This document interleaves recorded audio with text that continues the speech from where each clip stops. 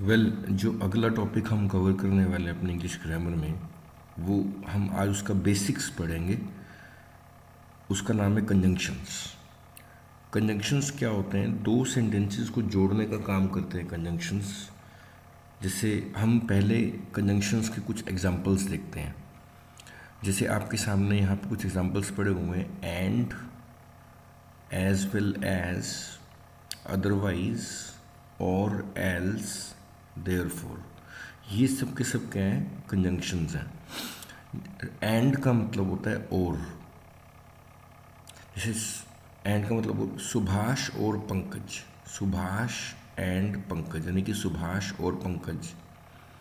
As well as का मतलब होता है इसके साथ ये भी।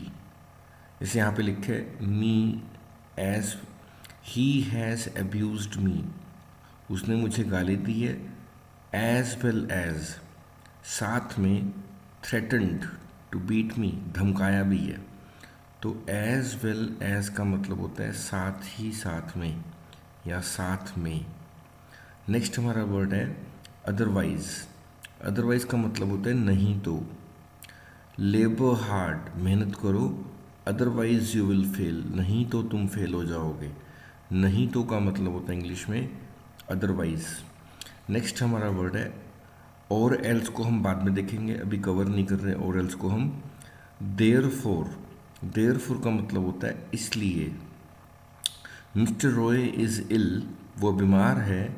देयरफॉर ही हैज़ंट कम, इसलिए वो नहीं आए।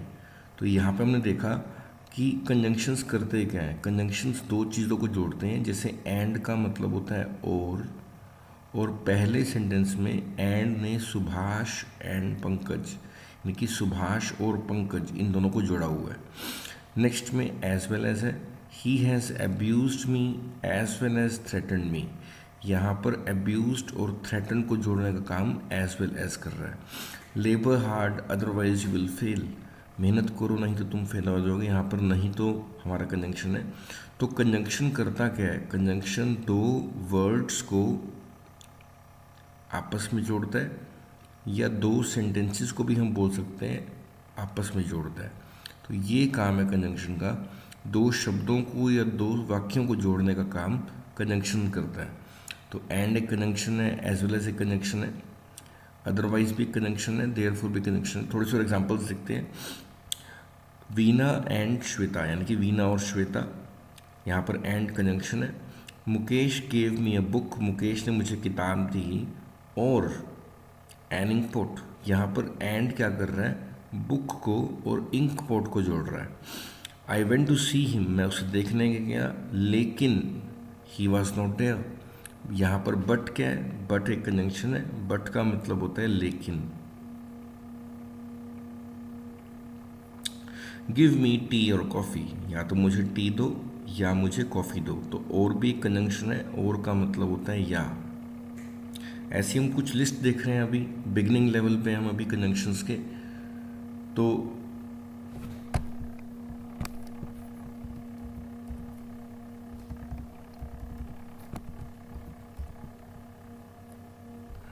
ये हमारे सामने कुछ कंजंक्शंस पड़े हुए हैं जो हम देखने वाले हैं। अभी डिटेल में नहीं पढ़ रहे हैं हम, जस्ट एक ग्लैंस देख रहे हैं, हम इनको समझ रहे हैं कि कौन कौन से कंजंक्शंस हैं। हमें मेन कंजंक्शंस पढ़ेंगे।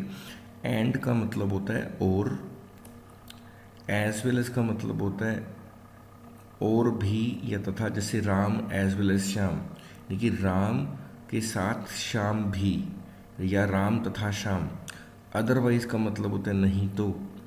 नेक्स्ट हमारे कंजंक्शन हम जो पढ़ने देख रहे हैं वो है देयरफॉर, सो, हैंस और कॉन्सिक्वेंटली। इन सब का एक ही मतलब होता है इसलिए।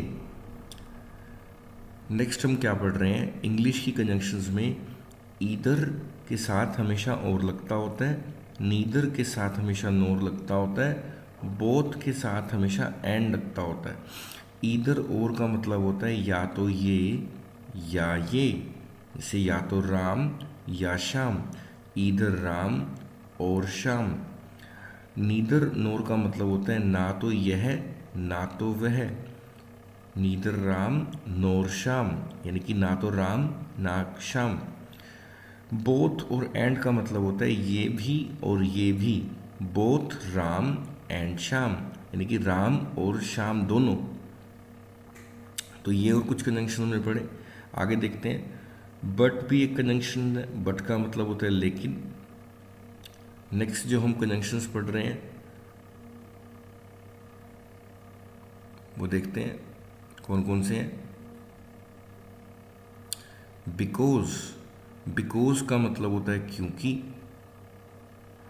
दैट का मतलब होता है कि। तो इफ का मतलब होता है अगर, यदि, अगर मैं दिल्ली गया तो मैं मेरे दोस्त से मिलूंगा। If I went to Delhi I would meet my friend.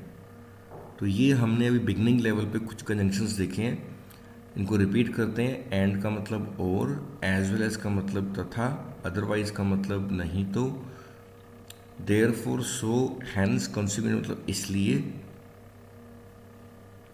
Either के साथ और लगता है, नीदर के साथ नोर लगता है, बोथ के साथ एंड लगता है, बट का मतलब लेकिन, बिकॉज का मतलब क्योंकि, दैट का मतलब कि, इफ़ का मतलब अगर।